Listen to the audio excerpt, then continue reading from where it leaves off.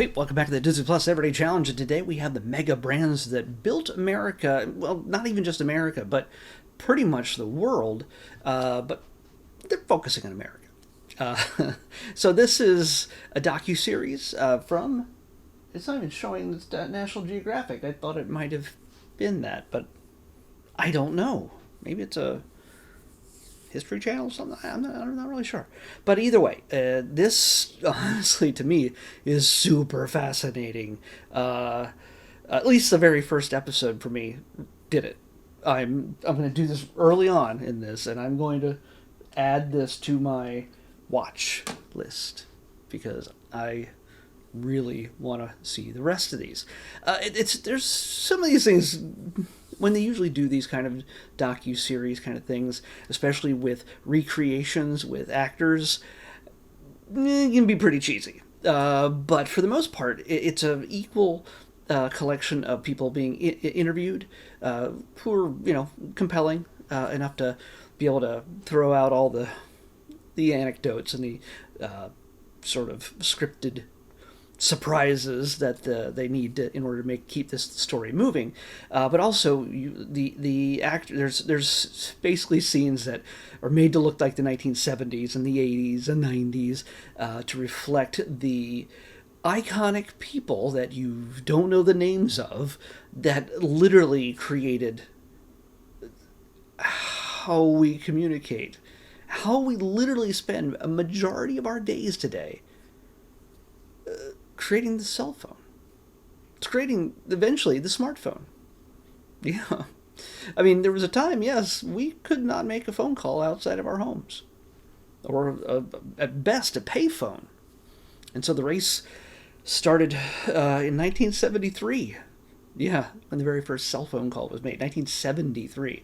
That's a little over 50 years ago. Everybody thinks of cell phones becoming a thing in 1983, and that's where it was. That's when it was started to be more mass marketed. But there was 10 years before that of building up to that, trying to make a better phone, not necessarily more compact. I mean, it was a brick. I wish I had one. I have a collection of cell phones. I forgot to bring them here to show off, but it probably wouldn't matter. But I have a number of flip phones and things like that, just some classic stuff that was before the touchscreen iPhone kind of situation, where Samsung Androids and things like that. This story itself, you have to me, it's fascinating. This kind of history, and I'm a technology geek, it's fascinating. And I think, again, a lot of us just take it all for granted that we can just tap away and text and email and send emojis and post videos and do all this right now, in this very moment, as I'm filming this on my phone, on my iPhone. Yeah, not advertising; they're not sponsoring this, but on my iPhone, I'm filming this. In fact, I filmed all of my episodes over the last 3 phones I've had. More than 2,000 episodes. Every single one has been done on 3 different iPhones in a span of about 6 years. Maybe it's 2. I don't know. Either way, this is my latest one. And this would not have been thought of as something that was possible 15 years ago. Certainly not 20. 30? No. Never 50. The idea in the beginning was to just put phones in cars, because one, you would have it connected to the power source, so it wouldn't go dead immediately. A lot of the times, the very first phones weighed about 2-3 pounds, and they didn't last more than 30 minutes on a phone call, unless they were hooked up to a power source. And that's why the focus originally was putting phones in cars. The idea of you carrying something around, much less putting it in your pocket, is unheard of. Not even a thing that you'd even consider, because the amount of technology, physical chips and transistors and all the other stuff that would have to go into a phone at that time made it huge, made it big. But it still was smaller than anybody thought it could ever get at that time.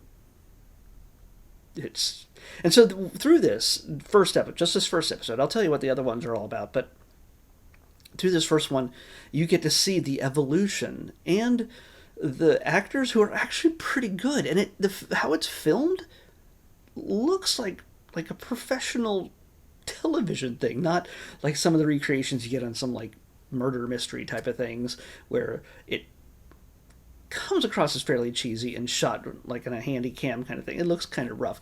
This looks like you're looking at an episode of some golden age of TV kind of series. It's pretty solid. This is from 23-24. It's only one season, 8 episodes. So I could have gone for a couple seasons of this because I actually know what's coming up, and I'm definitely going to watch these when I get the time.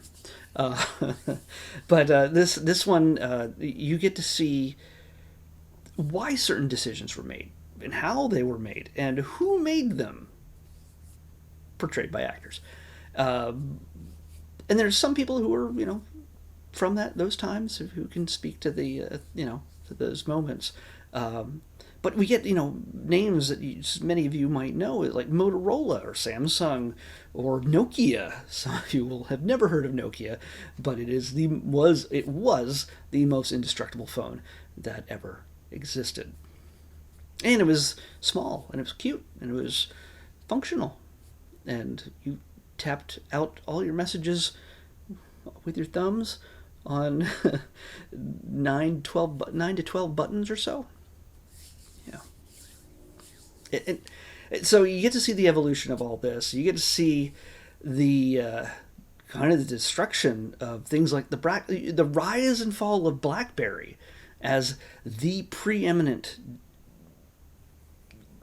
phone and texting and messaging and internet and email kind of system. I was actually part of a company in 1999 to 2000, working out of North Virginia. I tested technology. I mean, honestly, I wasn't planning to talk about this. This just literally came to my head. I realized, oh my gosh, I was in the middle of this. We had Motorola phones on our hips that flipped out. I don't have those anymore. But we were working on a solution to make it so that you could put your emails on one of your flip phones. I know it just sounds. Who cares? That's something we've always had. No, it's not. It's not at all. And I would test the it was just the idea of getting emails pushed to your phone, or the idea of configuring things using the web. 1999, 2000, we were ahead of the game. But the bubble burst in 2001, and we went under pretty quick. It was a little company called Roku. No, not the Roku which, like this. No, not that Roku. They took the name after we went out of business and made a streaming device thing. So, but yeah, it was, I was a QA. I was testing stuff back then. And yeah, wow, I lived through those changes. That is pretty fantastic. I erased that whole part of my life from my mind until just now.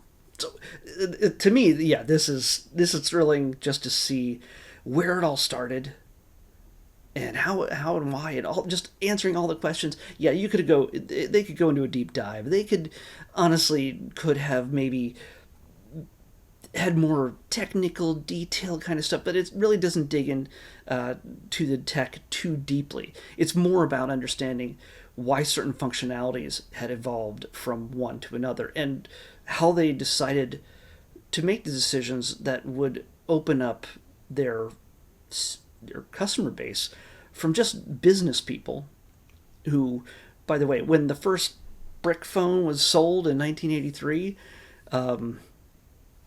they cost about $4,000. Yeah. That's about $12,000 in today's money. Imagine buying a cell phone for $12,000. Yeah. I mean, you think the iPhone's expensive or the Galaxy or whatever? No. That's nothing. And wouldn't have. They certainly didn't have much more of the functionality, uh, anything close to the functionality of what we have today. We can do everything on our phones, and yeah. So, just this first episode. The next episode, I'm actually also looking forward to watching because it's all about, uh, well, internet. End of the Landlines is the one I watched. Internet killed the video store. Nice reference there. But yeah, it's how to take on Blockbuster, Netflix, taking on Blockbuster, change everything. The streaming services are now have taken over what we used to do, and we now back on nostalgically when it came to renting a movie or a TV series or a video game at Blockbuster. Easy money. Oh yeah, the credit card. And that goes back even further, back to the middle of the 20th century. The modern hotel, how things changed in that one I know the least about because you kind of hotels have been around forever it seems like, but how have they changed and their policies and how you get a room. I know this is kind of a deep dive, but it's a thing that you don't really think about until you go, oh yeah, it had to start somewhere. So, and then there's the music on the move. The idea of carrying music around, anything you want. Imagine. I mean, I lived through all these eras. I'm part of the generation of technological innovation. We had the Industrial Revolution. This is the technology, internet, and everything else revolution that I lived through. Every part of the people my age are the ones who put it into play, and a few boomers. But we lived through it. If we weren't making it, we were still certainly consuming it. And hey, you had a record player, a gramophone at some point. You ain't carrying that around.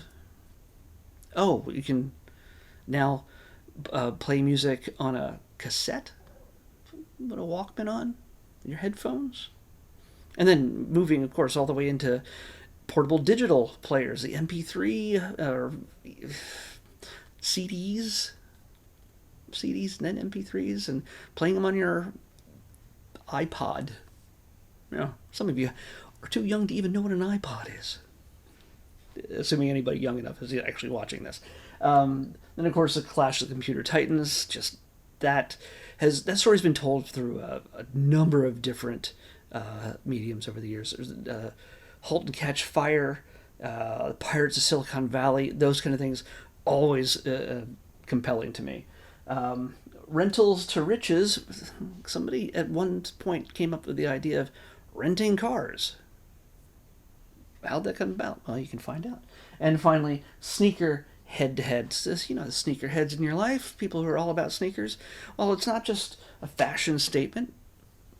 It was a massive competition to draw the feet of millions of consumers their direction. And this humongous battle gets played out in this series. So, yes, I highly recommend this, at least based on the first episode.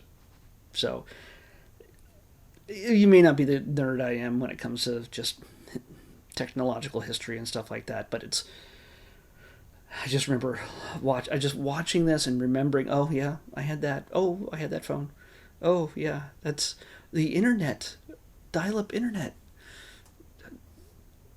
My first computer in 1994, personal computer in 1994, not counting the Commodore 64.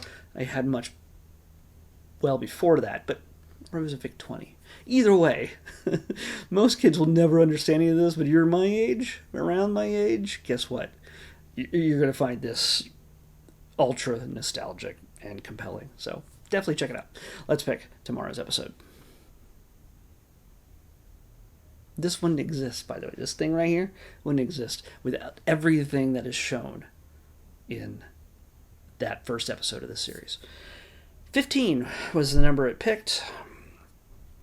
Come on, 15 all the way down. Oh, okay. Again, I'm sorry. We're plowing through tons of documentaries because that's a majority of what's left.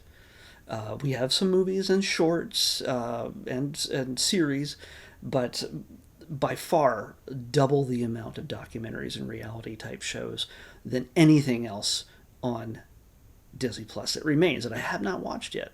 And so, and honestly, unless they start really picking up a whole lot of stuff, adding a whole lot of stuff, I might not have, I might not make it to the end of the year as a daily thing. You never know. We'll find out. This one is called Are You Sure? With the double punctuation at the end there. I'm not sure what that's about, but we'll find out when we watch Are You Sure? On the next Disney Plus Everyday Challenge. I'll see you back here tomorrow with that.